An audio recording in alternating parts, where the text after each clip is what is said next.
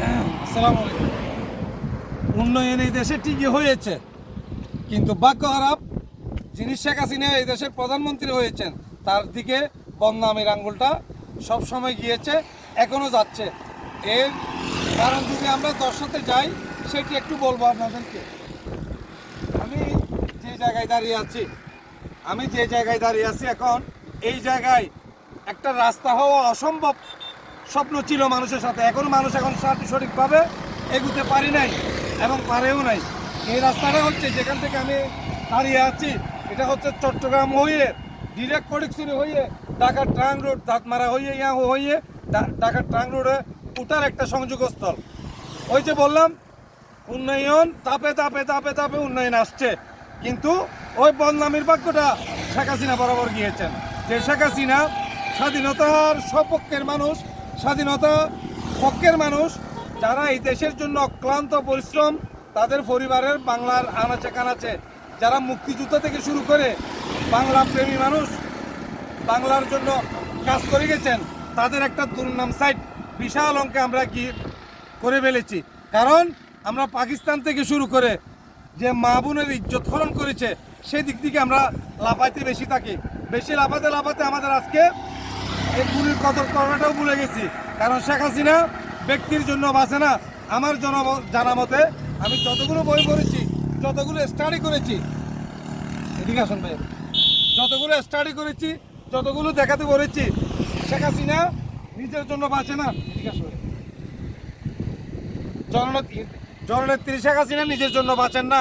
উনি বাঁচেন বাংলার মানুষের জন্য, উনি বাঁচেন বাংলার জনপদের জন্য, উনি বাঁচেন গরিব দুঃখী মেহনতি মানুষের জন্য।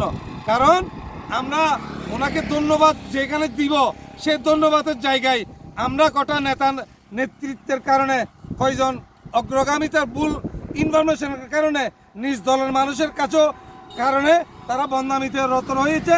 এবং যারা স্বাধীনতা বিরোধী পক্ষের বিশাল একটা সাইট করেই যাচ্ছে শেখ হাসিনার নামে বদনামি, জাতির জনক বঙ্গবন্ধু শেখ মুজিবুর রহমানের নামে ওনার যে কৃতিত্ব বাংলাদেশে, ওনাকে আমরা অস্বীকার করতে বসেছি। কিন্তু এই উন্নয়নগুলো দেখলে এই শেখ হাসিনাকে একজন মানুষ সত্যর পথে যিনি বিচলিত, তিনি দেশের কথা বিশ্ব দরবারে তুলবেন, বিশ্ব দরবারে ফুটেজগুলো তুলে ধরবেন। এমন একটা জায়গা, এখানে কি ইঞ্চি কলাম করে দেখাবো, যতটুক চাই শুধু দুধু রাস্তার উন্নয়নটা করেছে।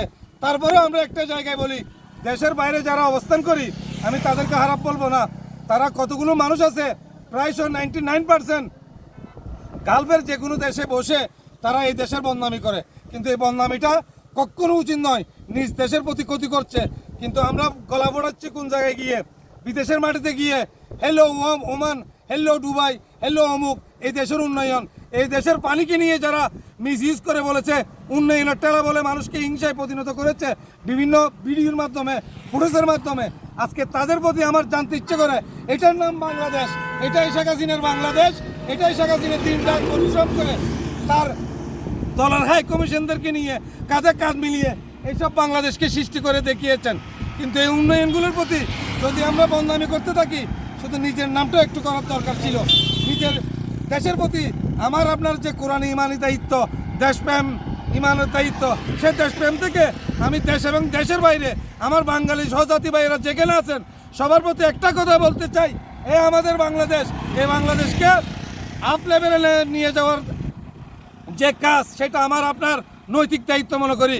কিন্তু আমরা সেটা না করে আমাদের নিজেদের দেশকে তলিয়ে দিচ্ছি, ছিটিয়ে দিচ্ছি, পায়ের নিচে রাখছি। কেন রে ভাই? আমাদের বুদ্ধি হবে না, আমাদের জ্ঞান গরিমা নাই, যে জ্ঞান গরিমায় নিজের দেশকে হাইলাইট করব।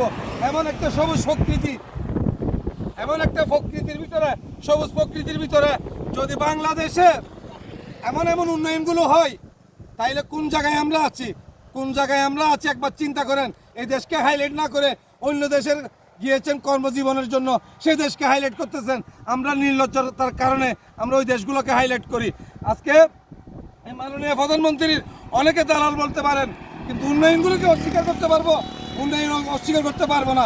বঙ্গবন্ধুর পরিবার অবদান অস্বীকার করতে পারবো না।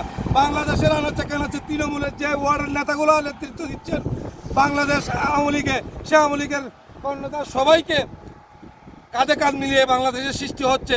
যারা যে সময় ভালো করবেন আমরা তাদের কথা বলে তুলবো।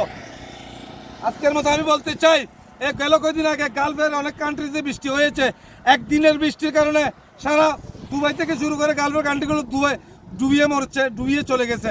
কিন্তু মাসকে মাস যে দেশে বৃষ্টি হলে পানি, বাংলাদেশকে যদি একদিনের বৃষ্টিতে এরকম হয় তাহলে মাসকে মাস বৃষ্টি হওয়ার পরে বাংলাদেশ স্বর্গজগৎ আমাদের জন্য। এটি আপনাদের মনে রাখতে হবে। দিন শেষে আমরা যারা বাঙালি আছি তাদের বাংলাদেশ ভালো থাকুক নিজেদের মতো করে। আমরা যেখানে যাই এই উন্নয়নগুলো তুলে ধরে, এই প্রকৃতির সমাহারগুলো তুলে ধরে আমরা সবাইকে দেখাবো, সবাইকে দেখার বোঝার সুযোগ করে দিব। আজকের মতো আমি চট্টগ্রামের পুষ্কুত্তানা থেকে বিদায় নিচ্ছি। সবাই ভালো থাকবেন, সুস্থ থাকবেন। আমি আবারও বলছি, আমার দেশপ্রেম আমাকে ধারণ করতে হবে, আমাদেরকে ধারণ করতে হবে। সবাই ভালো থাকবেন, সুস্থ থাকবেন। আসসালামু আলাইকুম।